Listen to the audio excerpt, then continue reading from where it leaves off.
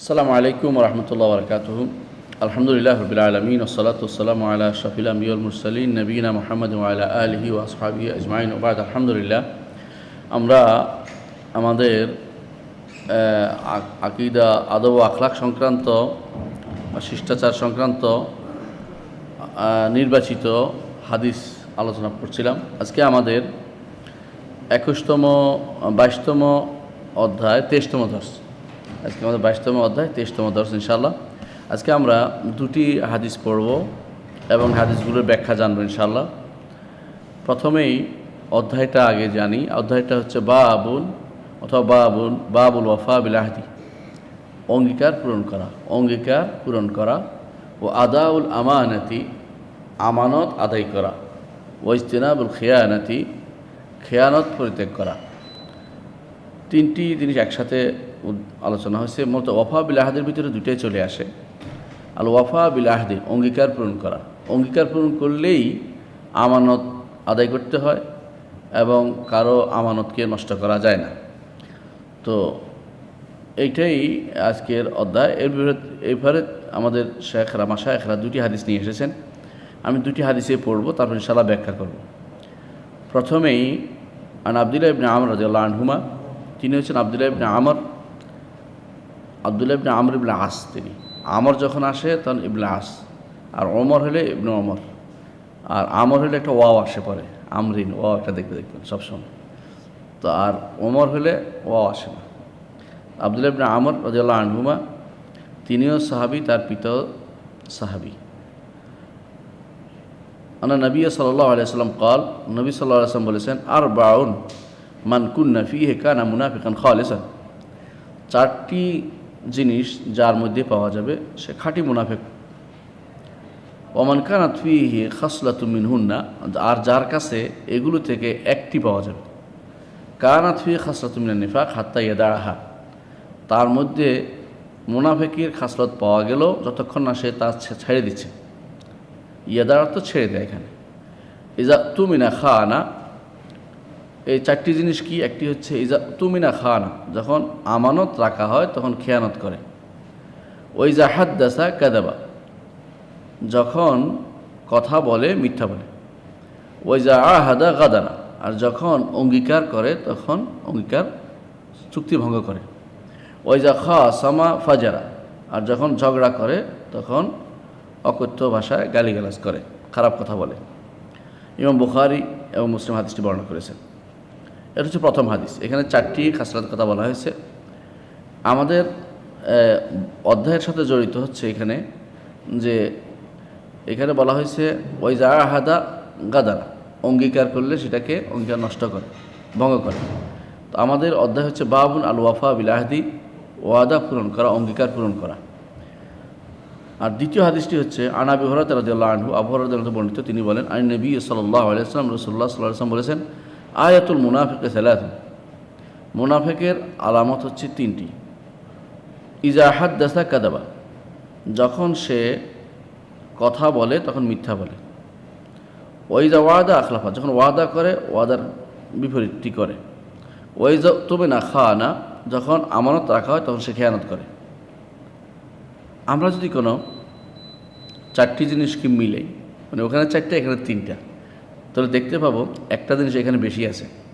সেটা হচ্ছে ওয়াইজা ওয়াদা আখলাফা। হাদাসা কাদাবা ওখানেও আছে, ওয়াইজা তুমিনা খানা ওখানেও আছে। এখানে অতিরিক্ত একটা আছে ওয়াইজা ওয়াদা আখলাফা।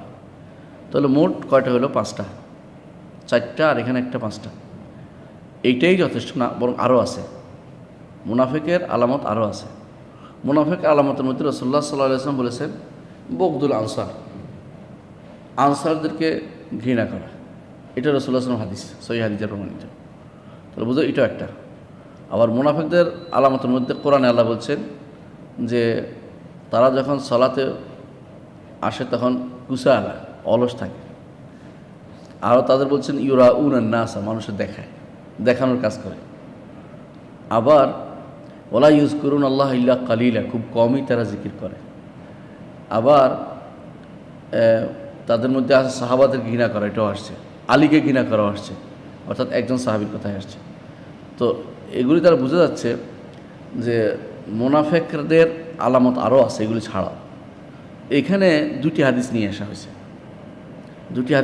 দুটি হাদিসে আনছে এই কারণে অঙ্গীকার পূরণ করার বিষয়টি উভয় হাদিসেই, কিন্তু ওয়াদা আখলাফা একখানে আছে আর এখানে আছে ওই যে আহাদা গাদারা।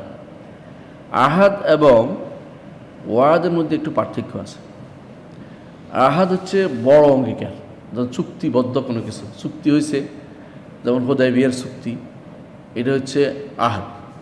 আর ওয়াদা হচ্ছে আমি আপনাকে 1 টাকা দিব, 2 টাকা দিব, সাধারণ ওয়াদা, কারণ ওয়াদা করছে। রাসূলুল্লাহ সাল্লাল্লাহু আলাইহি ওয়াসাল্লাম ওয়াদার ব্যাপারে খুবই গুরুত্ব দিতেন, কোনো ওয়াদা থাকলে ওয়াদার ব্যাপারে তিনি খুব বেশি গুরুত্ব দিতেন। সাহাবায়ে কেরাম ওয়াদার বেশি গুরুত্ব দিতেন। ওয়াদাটা মূলত খুবই গুরুত্বপূর্ণ জিনিস, ইমানের পরিচয় ওয়াদাটা। আমরা দেখি কোরআনে কারীমের আয়াত থেকে ওয়াদার বিষয়ে অনেকগুলো আয়াত আসছে কোরআনে কারীমে। 2-1টি আয়াত আমি উল্লেখ করি। 1 নম্বর আল্লাহ তাআলা বলছেন ওয়াউফু বিল আহদি ইন্নাল আহদা কানা মাসউলা। আর তোমরা আহাদ বা অঙ্গীকার পূরণ করো, কারণ অঙ্গীকার সম্পর্কে তোমাদের জিজ্ঞাসা করা হবে। সূরা ইসরা 34 নম্বর আয়াত। আল্লাহ তাআলা সূরা আন-নাহলে বলছেন ওয়াউফু বিআহদিল্লাহি ইযা আহাদতুম, যখন তোমরা অঙ্গীকার করবে, আল্লাহর সাথে কৃত অঙ্গীকারকে তোমরা পূরণ করবে। আল্লাহর সাথে কৃত অঙ্গীকার মানে বিআহদিল্লাহ, অর্থাৎ আল্লাহকে সাক্ষী রেখে কেউ অঙ্গীকার করে, অথবা কেউ আল্লাহর সাথে অঙ্গীকার করছে যে আমি আল্লাহর সাথে অঙ্গীকার করলাম যে আমি এখন থেকে সালাত ত্যাগ করবো না, এটা যেন সে পূরণ করে, অথবা দাড়ি কামাবো না, সেজন্য পূরণ করে। এটা আল্লাহর সাথে কৃত ওয়াদা। আরেকটি আয়াতে আল্লাহ তাআলা বলছেন ইয়া আইয়ুহাল্লাযীনা আমানু আউফু বিল উকুদ, হে ঈমানদারগণ তোমরা উকুদ চুক্তিগুলো পূরণ করো। এখানে উকুদ অর্থ উহুদ, মূলত অঙ্গীকার, চুক্তি। কীরকম চুক্তিটা? মানুষের সাথে কৃত চুক্তি, অর্থাৎ চুক্তি 2 রকমের হয়, আল্লাহর সাথেও এক চুক্তি হয়, বান্দার সাথে একটা চুক্তি হয়। যেমন আল্লাহর সাথে চুক্তি কি? আল্লাহর সাথে বান্দার একটা চুক্তি আছে যে বান্দা আল্লাহর ইবাদত করবে আর কারো ইবাদত করবে না।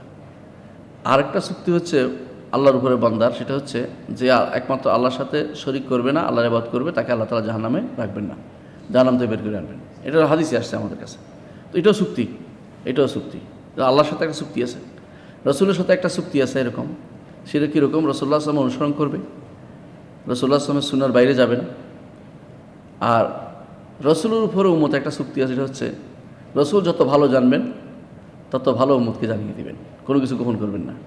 এই জন্য নতুন বেদাত করা যায় না। কেন বেদাত করা যায় না? কারণ রাসূল তো বলেই দিয়েছে সব কিছু। এমন এক রাসূল আল্লাহ তাআলা আমাদেরকে দিয়েছেন যিনি নিজের থেকেও বেশি, মানুষ নিজের থেকে যতটুকু বেশি দরদি না, রাসূল তার থেকে একজন মানুষের নিজের থেকে বেশি দরদি হচ্ছে তার রাসূলটা। লাকাদ জাআকুম রাসূলুম মিন আনফুসিকুম আজিজুন আলাইহি মা আনিতুম হারিসুন আলাইকুম বিল মুমিনিনা রাউফুর রাহিম। সুতরাং রাসূলের সাথে একটা অঙ্গীকার আছে, রাসূলের উপরও একটা অঙ্গীকার আছে, আল্লাহর উপর একটা অঙ্গীকার আছে, আল্লাহর সাথে মানুষের একটা অঙ্গীকার আছে। ঠিক মানুষের মধ্যে পরস্পর একটা অঙ্গীকার আছে। আমরা নিজেদের মধ্যে যে সমস্ত অঙ্গীকারগুলি করি সেগুলি পূরণ করতে হয়। রাসূলুল্লাহ সাল্লাল্লাহু আলাইহি ওয়াসাল্লাম জাহিলি যুগে অঙ্গীকারগুলো সে পূরণ করতেন, এবং তার খুব প্রসিদ্ধি ছিল এ ব্যাপারে। কোরআনে কারিমে আল্লাহ তাআলা অঙ্গীকার পূরণকারী হিসাবে উল্লেখ করেছেন, নিজের কথা উল্লেখ করেছেন। আল্লাহ বলছেন ওমান আফওয়া বিআহদি মিনাল্লাহ, আল্লাহ ওয়াদা করেছেন কি? ইন্নাল্লাহ আশতারা মিনাল মুমিনিনা আনফুসাহুম ওয়া আমওয়ালাহুম বিআন্না লাহুমুল জান্নাহ। আল্লাহ তাআলা ওয়াদা করছেন যে তিনি জান্নাতের বিনিময়ে আমাদের জান ও মাল কিনে নিয়েছেন। জান্নাত পেতে হলে এটা ছাড়তে হবে। শেষে বলেছেন, লম্বা আয়াতের শেষে, ওমান আওফা বিআহদি মিনাল্লাহ, আল্লাহ অঙ্গীকার করছেন, আল্লাহর চেয়ে এমন কে আছে যে অঙ্গীকার পূরণকারী আছে? আল্লাহর চেয়ে বেশি অঙ্গীকার পূরণকারী আর কেউ নাই। সুতরাং তোমাদের বিশ্বাস যদি, ঈমান যদি ঠিক থাকে, তাহলে এইটাতে তোমাদের কোনো রকম পিছ পাওয়া উচিত না। এটা হচ্ছে ইন্নাল্লাহ আশতারা মিন আনফুসাহুম ওয়া আমওয়ালাহুম বিআন্না লাহুমুল জান্নাহ ইউকাতিলুনা ফি সাবিলিল্লাহ বিআমওয়ালিহিম ওয়া আনফুসিহিম ইউকাতিলুনা ফি সাবিলিল্লাহ ফায়াকতুলুনা ওয়া ইউকতালুন ওয়াদান আলাইহি হাক্কান ফিত তাওরাত ওয়াল ইনজিল ওয়াল কুরআন ওমান আওফা বিআহদি মিনাল্লাহ ফাস্তাবশিরু বিবাইয়িকুম আল্লাযী বায়াতুম বিহি। সুতরাং খুশি হও, যে বেচা কিনা আল্লাহর সাথে করেছো এতে তোমরা খুশি হও, কারণ এটাতে কোনো হারার কোনো কিছু নেই, বরং শুধু লাভ আর লাভ। এটা হচ্ছে কোরআনে কারিমে আল্লাহ তাআলা বলছে তিনি ওয়াদা পূরণকারী। মুহাম্মদ রাসূলুল্লাহ সাল্লাল্লাহু আলাইহি ওয়াসাল্লামের আগে নবীরাও ওয়াদা পূরণ করতে কোরআনে কারিম আল্লাহ তাআলা প্রশংসা করেছেন। কোরআনে কারিম আল্লাহ প্রশংসা করেছেন, যারা ওয়াদা পূরণ করবে তাদের ওয়াদা প্রশংসা করেছেন। বলছেন ইন্নাহু কানা সাদিকাল ওয়াদ ওয়া কানা রাসূলান নাবিয়্যা। ইসমাঈল আলাইহিস সালাতু ওয়াস সালাম সম্পর্কে বলছেন সাদিকাল ওয়াদে, তিনি ওয়াদা পূরণ করতেন। কীরকম ওয়াদা পূরণ করতেন তাফসীরের কিতাবে উল্লেখ আছে যে তিনি একজন বলছে যে ওই আপনি এখানে থামেন, আমি বাড়ি যাচ্ছি, একটু আসবো, বাসা থেকে আসবো। 3 দিন পরে আসছে লোকটা, আসে দেখে যে তিনি দাঁড়িয়ে আছে। বলে কি তুমি দাঁড়িয়ে আছে? বলে আপনি বলছেন আসতেছেন। 3 দিন পরে তিনি আসছেন। নবীরা এরকম ওয়াদা পূরণ করতে বলতে আমি এখানে ওয়াদা করছি তোমার সাথে থাকবো, থেমে আছে এই জন্য। রাসূলুল্লাহ সাল্লাল্লাহু আলাইহি ওয়াসাল্লামের জীবনে ওয়াদার খেলাফের কোনো কিছু নজির কেউ দেখাতে পারেনি। যে ওয়াদা করছে সেদিন পূরণ করেছে। এমনকি হুদায়বিয়ার সন্ধির ওয়াদা তিনি রক্ষা করার জন্য আবু জান্দাল, আবু বসির পর্যন্ত ফেরত দিয়েছেন। ওয়াদা অঙ্গীকার যেন না হয়। এমনকি অনেক সময় একদম প্রাণের শত্রুকে পর্যন্ত তিনি ছেড়ে দিয়েছেন অঙ্গীকার পূরণের সত্ত্বে, যে তিনি হত্যা করবেন না এই জন্য। এটা হচ্ছে মুহাম্মদ রাসূলুল্লাহ সাল্লাল্লাহু আলাইহি ওয়াসাল্লাম অঙ্গীকার। এই অঙ্গীকারের জন্য পূরণ করতে হয়, অঙ্গীকার পূরণ করতে হয়। কোরআন কারীমে আল্লাহ তাআলা এই জন্য বলছেন, কোরআনে কারীমে আল্লাহ তাআলা বলছেন ওয়া আউফু বিআহদি উফি বিআহদিকুম, আমার অঙ্গীকার পূরণ করো, আমিও তোমাদের অঙ্গীকার পূরণ করবো। আল্লাহর অঙ্গীকার কি? শিরিক করবো না, একমাত্র তার ইবাদত করবো। উফি বিআহদিকুম, আমি তোমাদের অঙ্গীকার পূরণ করবো, তোমাদেরকে জান্নাত দিব। এটা হচ্ছে সূরা বাকারা 40 নম্বর আয়াত। আল্লাহ তাআলা সূরা মায়েদার 13 নম্বর আয়াতে বলছেন ফাবিমা নাকদিহিম মিসাকাহুম লাআন্নাহুম ওয়া জাআলনা কুলুবাহুম কাসিয়া, যারা ওয়াদা ভঙ্গ করে তাদের মিসাক, তাদের পরিণাম কি? তাদের অন্তর কঠোর হয়ে যায়, অন্তর আর নরম থাকে না। অর্থাৎ কঠোর হয়ে গেলে গুনাহ করতে আর তারা পিছপা হয় না। হাদিসে আছে রাসূলুল্লাহ সাল্লাল্লাহু আলাইহি ওয়াসাল্লাম বলেছেন গুনাহ কেন করে মানুষ? একটা গুনাহ আরেকটা গুনাহকে টেনে আনে। যখন গুনার পরে কালো হতে যায়, কালো হতে হতে হতে এমন অবস্থা হয় যে এটা উল্টা হয়ে যায়। যেমনিভাবে উল্টা গ্লাসে পানি ফেললে পানি একটু থাকে না, তেমনি সেখানে ভালো কোনো মাহরুফ বলতে কিছু থাকে না। মুনকারকে মুনকার মনে করা হয় না। তখন যতই সেখানে কিছু ডালা হয়, কাজ করে না। এই জন্য প্রথমেই একজন মানুষ যখন ওয়াদা ভঙ্গ করে আল্লাহ তাআলা তাকে লাআনত করতে, লাআন্নাহুম, তো লাআনত আল্লাহর রহমত থেকে দূরে সরে যায়। ওয়া জাআলনা কুলুবাহুম কাসিয়া, তার কলবকে আল্লাহ তাআলা বলছেন আমরা তাদের অন্তরকে করে দেই কঠোর। অর্থাৎ তাদের সেখানে আর ঈমানের আলো সেখানে প্রবেশ করে না, ঈমানের আলো সেখানে প্রবেশ করে না। রানা আলা কুলুব, অন্তরের ভিতরে তখন ঝংকার পড়ে যায়। আল্লাহ তাআলা অন্য আয়াতে বলেছেন ওয়া বিআহদিল্লাহি আউফু যালিকুম ওয়াসাকুম বিহি লাআল্লাকুম তাযাক্কারুন, আল্লাহর সাথে কৃত অঙ্গীকার পূরণ করো, আল্লাহ তাআলা তোমাদেরকে ওসিয়ত করছেন। অন্য আয়াতে আল্লাহ তাআলা বলছেন যে ফাআকাবাহুম নিফাকান ফি কুলুবিহিম ইলা ইয়াউমি ইয়ালকাউনা বিমা আখলাফুল্লাহ মা ওয়াদুহু, আল্লাহর সাথে কৃত ওয়াদা যখন তারা খেলাপ করলো ইহুদিরা, তখন আল্লাহ তাআলা তাদের অন্তরে নিফাক ঢুকাই দিলেন, মুনাফিকি ঢুকাই দিলেন। কারণ তারা ওইমা কানু ইয়াকফুরুন, তারা কুফরি করতো, আল্লাহর সাথে ওয়াদা খেলাপ করতো, কৃত ওয়াদা। এই জন্য তাদের অন্তরের ভিতরে আল্লাহ তাআলা নিফাকের বীজ ঢুকিয়ে দিলেন। তারা শুধুমাত্র উল্টাপাল্টা কথা বলবে, সঠিক কথা বলবে না, মুখে একটা বলবে অন্তরে আরেকটা রাখবে। অন্য আয়াতে আল্লাহ তাআলা বলছেন ওয়াল মুফুনা বিআহদিহিম ইযা আহাদু, আর আল্লাহ তার প্রশংসা করছেন ওই সমস্ত লোকদেরকে যারা অঙ্গীকার করলে অঙ্গীকারকে পূরণ করে। আল্লাহ তাআলা আরও প্রশংসা করছেন বালা মানি আউফা বিআহদি ওয়াত্তাকা ফাইনাল্লাহা ইউহিব্বুল মুত্তাকিন, যারা অঙ্গীকার পূরণ করে এবং তাকওয়া অবলম্বন করে আল্লাহ তার তাকওয়াবানদেরকে আল্লাহ তাআলা ভালোবাসেন। বোঝা গেল যে তাকওয়া ওয়াফা বিল আহাদ এটা গুরুত্বপূর্ণ একটা জিনিস। অঙ্গীকার করলে পূরণ করবেন, চেষ্টা করবেন যতটুকু আপনার দায়িত্ব, যতটুকু আপনার ক্ষমতার ভিতরে আছে, কোনোদিন অঙ্গীকার ভঙ্গ করবেন না। অঙ্গীকার ভঙ্গ করাটা এই জন্য শরীয়ত অনুমোদিত না। এখানে আরেকটি কথা আসছে ও আদাউল আমানা, দ্বিতীয় আরেকটি শিরোনাম হচ্ছে আদাউল আমানা, আমানত আদায় করা। কোরআনে কারীমে আল্লাহ তাআলা আমানত আদায়ের ব্যাপারে বলছেন ইন্নাল্লাহা ইয়া'মুরুকুম আন তুআদ্দুল আমানাতি ইলা আহলিহা, ইন্নাল্লাহা ইয়া'মুরুকুম আন তুআদ্দুল আমানাতি ইলা আহলিহা, আল্লাহ তোমাদেরকে নির্দেশ দিচ্ছেন তোমরা যেন আমানতের যে হকদার তার কাছে যেন প্রত্যার্পণ করো। আমানতের হকদার কাছে প্রত্যার্পণের অর্থ কী? এটা শাসকদেরকে বলেছেন, এই আয়াতটি শাসকদের জন্য। এর আগের আয়াতগুলো আগের আয়াতটা শাসিতের জন্য। আগের আয়াতটা ছিল ইয়া আইয়ুহাল্লাযীনা আমানু আতিউল্লাহ ওয়া আতিউর রাসূলা ওয়া উলিল আমরি মিনকুম, ঈমানদারগণ তোমরা আল্লাহর আনুগত্য করো, রাসূলের আনুগত্য করো এবং তোমাদের মধ্যে যারা ক্ষমতাসীন তাদের আনুগত্য করো। দ্বিতীয় আয়াতটা হচ্ছে শাসকের জন্য ইন্নাল্লাহা ইয়া'মুরুকুম আন তুআদ্দুল আমানাতি ইলা আহলিহা, যার যেটা হক সেটা তাকে পৌঁছে দাও। এটা সবচেয়ে কঠিন। এই জন্য ওমর রাদিয়াল্লাহু আনহু বলছেন যে ফোরাতের তীরে যদি কোনো কুকুর না খেয়ে মারা যায় অথবা ছাগল না খেয়ে মারা যায়, আমার ভয় হয় যে আল্লাহ আমাকে জিজ্ঞাসা করো তাকে আমি খাবার দিতে পেরেছি কিনা। এই জন্য আমানত পৌঁছে দেওয়ার অর্থ হচ্ছে একজন পরিবারে তার ঘরে আমানত আছে, সন্ততি তার আমানত, এগুলি যথাযথ আদায় করতে হবে। পরিবার স্ত্রীর হক আদায় করতে হবে। তো এগুলি সবই কিন্তু আমানত, এগুলি যথাযথ আদায় করা এটা আল্লাহ তাআলা নির্দেশ দিয়েছেন আন তুআদ্দুল আমানাতি ইলা আহলিহা। যে যে যা দায়িত্ব পাবে সেটা দায়িত্ব আদায় করতে হবে। আপনি একটা দায়িত্ব পাচ্ছেন, আমানত আদায় করবেন। চাকরির ক্ষেত্রে তো আমানত, ভোটও একটা আমানত। প্রত্যেকটা জিনিস এরকম আমানত রয়েছে মানুষের হাতে। প্রত্যেকটা জিনিস, মত দেওয়া একটা আমানত, একটা আপনাকে পরামর্শ চেয়ে সেটা আমানত। এমনকি আলেমরা এটাও বলেছেন, কেউ কারোর সাথে কথা বলতে গিয়ে আরেক দিকে তাকাইছে যেন না শুনতে পায়, এটা একটা আমানত। এর অর্থ হচ্ছে এই লোক কারোর কাছে বলতে পারবে না। এটা বোঝা গেল যে সেই লোকটি চাচ্ছে না আমার কথা তার একজন শরিক হোক, আরেকজন শরিক হোক, এটা চাচ্ছে না। একজন ঘরের ভিতরে কথা বলতেছে, কেউ যেন উকি না দেয়, এটা আমানত। কেউ যেন না তাকায়। এবং রাসূলুল্লাহ সাল্লাল্লাহু আলাইহি ওয়াসাল্লাম একবার তিনি হাতের মধ্যে রশিয়া রেখেছেন যাতে খোঁচা দিতে পারেন, যে উকি দেয় তার জন্য। কারণ উকি দেয় শরীয়ত অনুমোদিত না। এটা আমানতকে রক্ষা করা, আমানতকে নষ্ট করা। আমানত একটা বিশাল জিনিস। এই জন্য হাদিসে আছে রাসূলুল্লাহ সাল্লাল্লাহু আলাইহি ওয়াসাল্লাম বলেছেন, আমানত নাজিল হয়েছে কিছু মানুষের অন্তরের মধ্যে। এরপরে অর্থাৎ তারা ইসলামের আগেই আমানতদার ছিল। তারপর কোরআন নাজিল হয়েছে, হাদিস নাজিল হয়েছে, এর মধ্যে আমানত তাদের বাড়ছে। কিন্তু এমন একটা সময় আসবে, হুযায়ফা ইবনে ইয়ামান রাদিয়াল্লাহু আনহু বলেন, এমন একটা সময় আসবে যখন একজন মানুষ ঘুমাবে, ঘুম থেকে উঠে দেখে যে তার শরীরের মধ্যে থেকে আমানত চলে গেছে, শুধু একটা দাগের মতো অল্প একটু পড়ে আছে, সামান্য একটু আমানত আছে। আরেকবার ঘুমাবে, দেখবে যে ওইটাও চলে গেছে, শুধু মানুষের থেতলে গেলে যেটুকু এরকম উঠে কাপড় হাতে কোনো কাজ করতে গেলে যেভাবে বাড়তি বেড়ে যায়, ওইটার মতো হয়ে আছে, অর্থাৎ সামান্য একটু আমানত আছে। অর্থাৎ তার মানুষের ভিতরে আমানত পাওয়া যাবে না, এমন অবস্থা তৈরি হবে। এখন আমরা অনেক সময় দেখি অনেকে চায় তার একটা দায়িত্ব, একটা আমানত দরকার দিতে, কম বুঝো কিন্তু আমানতদার, এরকম মানুষকে চায়। বেশি বুঝে কিন্তু গাদ্দারকে কেউ দিতে চায় না, কথা আমার তো সব খেয়ে ফেলবে, পুরোটাই শেষ করে দিবে। এই জন্য আমানতদার লোক পাওয়া কিন্তু খুবই কঠিন, খুবই কঠিন। এই জন্য আমিন একটা বিশাল পেশা, আমানত। এই যে একজন মানুষের জমিন মেপে আরেকজনকে দিয়ে দিচ্ছে, এটা আমিন কেন বলে? কারণ এইটুকুর কারণে সে হাসানোর মাঠে এটা নিয়ে উঠতে হবে। 7 তবক জমিন নিয়ে ওঠা খুব কঠিন কাজ, এই কষ্ট কে করবে? এই জন্য তারা আমিন বলে মানুষে, কারণ সে আমানতের সাথে কাজটা করবে, কারো পক্ষপাতিত্ব করবে না। এটাও একটা আমানত। আমানত আবার ইমানের সাথে সম্পৃক্ত। লা ইমানা লিমান লা আমানাতা লাহু, যার আমানত নাই তার ইমানে নেই, হাদিসে আসছে। কারণ কি? কারণ আমানত ইমানের সাথে আল্লাহ তাআলা ওই অন্তরে ইমানটা রাখেন যে অন্তরে আমানত আছে। কারণ এটা রাখার একটা জায়গা, ওয়াদিয়া, তা আমানত রাখতে হবে।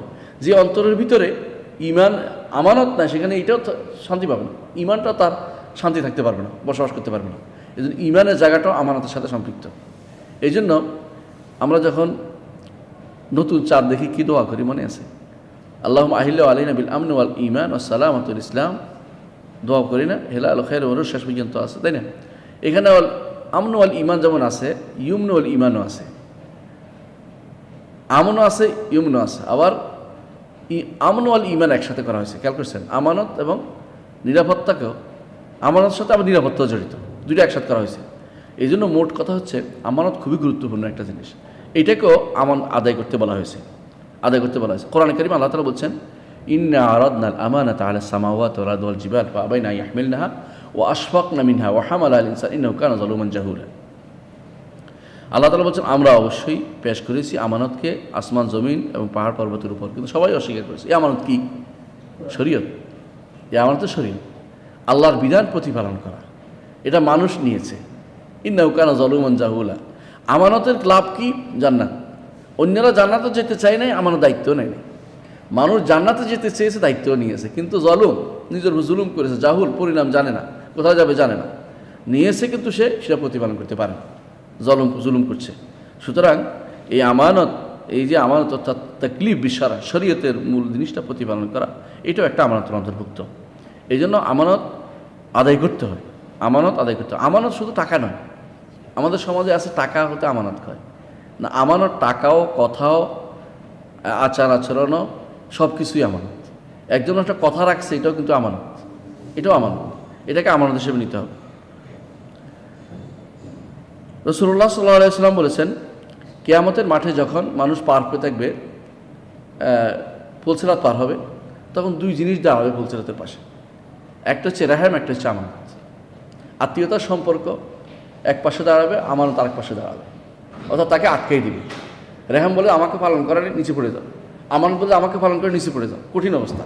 আর রাসূল বলতে থাকবেন, হাদিসে আছে, রাসূল বলে আল্লাহুম্মা সাল্লিম সাল্লিম, দোয়া করতে, আল্লাহ বাঁচাও দোয়া করতে থাকবেন। এটাও সহিহ হাদিসে প্রমাণিত, সহিহ মুসলিমের হাদিস। এর অর্থ হচ্ছে সেরাতের পোল সেরাতের ডাইনে বামে দুই পাশে দাঁড়িয়ে থাকবে দুইটা জিনিস আপনার জন্য। এটা বড়ই বড়ই মারাত্মক একটা মানে ভীতিকর জিনিস যে আপনি এটা আসলে আদায় করতে পেরেছেন কিনা। কোরআনে কারীমে আল্লাহ তাআলা বলছেন, ফাইন আমিনা বা'দুকুম বা'দান ফালইউদ্দিল্লাযী উতুমিনা আমানাতাহু, যদি তোমাদের একে অপরের কোনো আমানত দেয়, তোমাদের কাছে রাখে, সেটা যেন সে আমানতটা যথাযথ আদায় করে। কোরআনে কারীমে আল্লাহ তাআলা আরও বলছেন, ইয়া আইয়ুহাল্লাযীনা আমানু লা তাখুনুল্লাহ ওয়া রাসূল ওয়া তাখুনু আমানাতিকুম ওয়া আনতুম তা'লামুন, হে ঈমানদারগণ আল্লাহ ও রাসূলের সাথে খেয়ানত করো না, তাহলে তোমাদের আমানত নষ্ট হয়ে যাবে। আমানতটা কি? ঈমান নষ্ট হয়ে যাবে। আল্লাহ ও রাসূলের সাথে খেয়ানত করলে ঈমান থাকে না। সুতরাং ঈমানের মাসআলাটা আমানতের সাথে জড়িত। আর এটা খেয়ানত যখন হবে তখন ঈমান কমতে কমতে এক সময় ঈমান শেষ হয়ে যায়। আমরা জানি যে আহলুস সুন্নাহ ওয়াল জামাতের আকীদা হচ্ছে এটা, যে ঈমান বাড়েও কমে। তো সেই হিসাবে যদি কেউ আমানত তার মধ্যে কম, তার মধ্যে ঈমানের অংশ কম। আমানত তার মধ্যে যত বেশি, তার ঈমানের অংশ তত বেশি। এমনকি আপনি যদি কোনো গোপন করতে পারেন কারো কিছু, এটা কিন্তু আখিরাতে সওয়াব পাবেন। এটাও আমানত যেমন রয়েছে একদিক থেকে আখিরাতে হইল, আল্লাহ তাআলা বলছেন, মান সাতারা মুসলিমান সাতারাহুল্লাহু ইয়াওমাল কিয়ামা। কোনো মানুষকে গোপন করছেন, তার আমানত হিসেবে রেখে দেন যে কী দেখছেন, কী হয়েছে না হয়েছে, আল্লাহ তাআলা হাসরের দিন আপনার দোষ গোপন করে জান্নাত দিয়ে দেবেন। খুবই বিশাল সুযোগের ব্যাপার। সুতরাং আমানতটা অবশ্যই গুরুত্বপূর্ণ একটি খাসলত, এটাকে অবশ্যই রক্ষা করতে হবে। আর এর বিপরীতটা হচ্ছে যে ইজতিনাবুল খেয়ানত পরিত্যাগ করতে হবে। খেয়ানতটা এখন একটা স্বাভাবিক জিনিস হয়ে গেছে। এমন কি কেউ মিথ্যাচার দিয়ে কিন্তু ভরাই ফেলতেছে আজকে, বিশেষ করে সামাজিক যোগাযোগ মাধ্যমে দেখবেন যে এটা আসলে ঘটেই নেই, কিন্তু এমন ঘটনা তুলে দিচ্ছে। এটা আমানতের খেয়ানত। আপনাকে হয়তো একটা কথা বলেছে ভালো বলে, আপনি এটা এখন, অথবা আপনাকে প্রশ্ন উত্তর দিয়েছে যেটা সে পাবলিকের দিতে চাচ্ছে না, আপনি এটা কাট করে আইনা এটাকে প্রচার করে দিলেন, যাতে করে একটা গন্ডগোল লাগাই দিতে পারেন সারা দুনিয়াতে, এবং আগুন লাগাই দিলেন। এটা কিন্তু আমানতের খেয়ানত করেছেন আপনি। এটা নিষিদ্ধ। এটার কারণে অনেক গন্ডগোল লাগে যায়, সামাজিক যোগাযোগ মাধ্যমে অনেক কিছু এগুলো ঘটে যাচ্ছে। কারণ একটা জিনিসের কাইটে আইনে এখন মনে হচ্ছে এটা তুলে দিতে পারলে পুরো এলাকায় গন্ডগোল লেগে যেত, অমুককে মানুষ হিংসা করতে শুরু করবে। এইটাও কিন্তু আমানতের একটা খেয়ানত। অথবা সুযোগ বুঝে আপনি মানুষ জানে যে এটা দরকারি, আপনি এটাকে বেদরকারি বানিয়ে দিলেন, অথবা দরকারিকে বেদরকারি, উভয়টাই কিন্তু আপনি আমানতের খেয়ানত করলেন। রাসূলুল্লাহ সাল্লাল্লাহু আলাইহি ওয়াসাল্লাম এই জন্য আমানতের খেয়ানতকে আমাদেরকে সাবধান করেছেন। আমি এই দুইটি হাদিস থেকে যা আমাদের পাই, উপকৃত হয়, সেটা আমরা একটু জানাবো, ইনশাআল্লাহ শেষ করবো। এক নম্বর হচ্ছে আল হাসু আলা মাকারিমিল আখলাক, উত্তম চরিত্র গ্রহণের প্রতি উৎসাহ দেওয়া হয়েছে। সেটা কি? সততা। আল ওয়াফা বিল আহাদ, অঙ্গীকার পূরণ করা। ওয়াদালিকা বিবায়ানে কবহিল মুত্তাসিফ বিআদাদ, এর বিপরীতটা নিষিদ্ধ। কি? মিথ্যাচার নিষিদ্ধ। অঙ্গীকার পূরণ না করাটা, অর্থাৎ অঙ্গীকার ভঙ্গ করাটা ক্ষতিকর। এটা যে ক্ষতিকর প্রভাব সেটা উল্লেখ করা হয়েছে। আচ্ছা, আর তাহজির মিন তাশাব্বুল মুসলিমিল মুনাফিকিন, দ্বিতীয় যে খারাপ গুণ সেটা হচ্ছে, এতে যে উপকারিতা পাইছি এর থেকে, সেটা হচ্ছে মুসলিম মুনাফিকের মতো হওয়াটা নিষিদ্ধ। মুসলিম কোনো মুনাফিকের মতো হইতে পারে না, গুণে হইতে পারে না, চারিত্রিক কোথাও ভূষণে মুনাফিকদের মতো হইতে পারে না। 3 নম্বর হচ্ছে মুনাফিক, এখানে মুনাফিক আমলি বোঝানো হয়েছে। মুনাফিক আমলি মানুষকে মুনাফিক আকীদার দিকে নিয়ে যায়। নেফাক 2 প্রকার, একটা হলো নেফাক আমলির কারণে কাফের বলা হয় না। এগুলির কারণে একজন মানুষ কাফের হয়ে যাবে না, কিন্তু সে কুফরির দিকে নিয়ে যাবে লা মাহালাতান, নিঃসন্দেহে। অর্থাৎ যে ব্যক্তি এগুলিকে নিজের জীবনের ব্রত মনে করবে, মুনাফিক খালেস হয়ে যাবে। 4টা একসাথে পাওয়া গেলে, কারোর মধ্যে যদি কোনো আমানতের খেয়ানত পাওয়া গেছে, মিথ্যা কথা পাওয়া গেছে, অঙ্গীকার ভঙ্গ করছে, কথা বললে গালিগালাজ করে, এই লোক শেষ পর্যন্ত মুনাফিক হয়ে ছাড়বে, আর কোনো কিছু থাকবে না। এই জন্য মুনাফিকান খালেসা। কিন্তু আকীদাগত মুনাফিকে নিয়ে যাবে তাকে। আকীদাগত মুনাফিক কি? আকীদা মুনাফিক হচ্ছে আল্লাহর নবীকে, আল্লাহর নবী জানিয়ে এসেছেন, এটাকে দুইটাকে কেউ যদি কোনো অপছন্দ করে, দুইটা হলো, একটা হলো আল্লাহ অথবা আল্লাহর দিনকে অপছন্দ করে, দুইটা, অথবা ঘৃণা করলো আল্লাহকে, আল্লাহ রসুলকে, আল্লাহর দিনকে, তাহলে মনে মনে ঘৃণা করলো, তোর সে ব্যক্তি, অথবা আল্লাহর দিনকে ঘৃণা করলো, অথবা দিনের নিয়ে আসা দিনের কোনো বিধানকে অপছন্দ করলে সেও আকীদাগত মুনাফিক। ধরেন দাড়িকে, টুপিকে, সলাৎকে, এই জাতীয় যেগুলো শরীয়তের সিম্বল, আজানকে, এরা কিন্তু আকীদাগত মুনাফিক। এগুলির চেয়ে গুরুত্বপূর্ণ, মানে মারাত্মক বেশি এগুলি আমাদের সমাজে আলোচিত অনেক, এগুলি আলোচনা করে। এগুলিও দরকার আছে, এগুলিও বড় মুনাফিকতে নিয়ে যায়। কিন্তু বড় মুনাফিকটা আগে জানা দরকার আমাদের। বড় মুনাফিক হচ্ছে আল্লাহ রসুলকে ঘৃণা করা, আল্লাহ রসুল যা নিয়ে এসে তা কিনা করা, আল্লাহ রসুলের দিনকে কিনা করা 1 নম্বর। আল্লাহ রসুল যা নিয়ে এসে তা অপছন্দ করা, অপছন্দ কিনার মধ্যে পার্থক্য আছে। আল্লাহ রসুলের দিনকে কিনা অপছন্দ করা, আল্লাহ রসুল যা নিয়ে এসে তাকে দিনকে অপছন্দ করা। আর এটা 4টা হলো, এখানে 4টা হয়ে চলে গেছে। আরেকটা হচ্ছে আল্লাহ রসুলের দিনের পরাজয়ে খুশি হওয়া। আরেকটা হচ্ছে আল্লাহ রসুলের দিনের উন্নতিতে নাখুশ হওয়া, যে দাড়িয়ালরা বেড়ে গেছে, বোরকাওয়ালিরা বেড়ে গেছে, এগুলি সবই হচ্ছে আকীদাগত মুনাফেক। আকীদাগত মুনাফেক এবং দিকে নিয়ে যায় এই কাজগুলি যার মধ্যে পাওয়া যাবে, ধীরে ধীরে সে আকীদাগত মুনাফেক হয়ে যাবে। এই জন্য এগুলি থেকে সাবধান করা। 4 নম্বর যে আমরা ফায়দা পাচ্ছি এর থেকে, সেটা হচ্ছে যে এইগুলি যতগুলি আমরা উল্লেখ করেছি, এখানে 5টা জিনিস উল্লেখ করেছিলাম তখন, উভয় টাইমের উভয় হাদিসে মিলে এই 5টি হচ্ছে মুনাফেকের আলামত। এগুলি থেকে আমাদেরকে দূরে থাকতে হবে। 5 নম্বর যে উপকারিতা আমরা পাচ্ছি সেটা হচ্ছে ওয়াদা খেলাপ করা, সেটা খুবই নিন্দনীয় একটি গুণ। একজন মানুষ ওয়াদা খেলাপ করার ব্যাপারে কোনো চিন্তা করতে পারে না। কোনোদিন হয়ে গেলে ভুলক্রম হইতে পারে, ইচ্ছাকৃত ওয়াদা খেলাপ করবে না, কিন্তু আমাদের ওয়াদা খেলাপ এখন স্বাভাবিক হয়ে গেছে। বিশেষ করে হাতের মধ্যে মুঠোফোন আসার পরে ওয়াদা খেলাপ এখন বেশি বেশি হয়ে গেছে। কি কোথায় কথা, আমি তো এখন লন্ডনে, আসলে সে ঘরের পিছনে, মানে একজন মিথ্যা কথা বলতে ওস্তাদ, এবং এগুলি প্রচুর পরিমাণে ওয়াদা খেলাপ করবে। কেন? তার লুকোচুরি করতে সহজ হয়ে গেছে তার কাছে এখন। এই জন্য 6 নম্বর যে শিক্ষা আমরা পাই তা হচ্ছে যে আমানত প্রত্যেকটি মানুষের কাছে, আল্লাহর হক বন্দার হক উভয়টাই আমানত। আল্লাহর হক বন্দার হক উভয়টাই কি আমানত। আর 7 নম্বর হচ্ছে যে 2টি আয়াত আর 2টি হাদিসের মধ্যে একটা সামঞ্জস্য বিধান করতে হবে, সাদৃশ্য বিধান করতে হবে। সেটা কি সামঞ্জস্য বিধান? এই জন্য করতে হবে, 2টি হাদিসের মধ্যে একটা তো বলছে আরবাউ মান কুন্না ফি, 4টা বলছে, আরেকটার মধ্যে 3টা বলেছে। যারা আমাদের হাদিস মানে না, ওরা বলে যে হাদিসের মধ্যে এই তো বিরোধ, একটাতে 4টা বলছে, একটা 3টা বলছে, কয়টা নেবেন আপনি?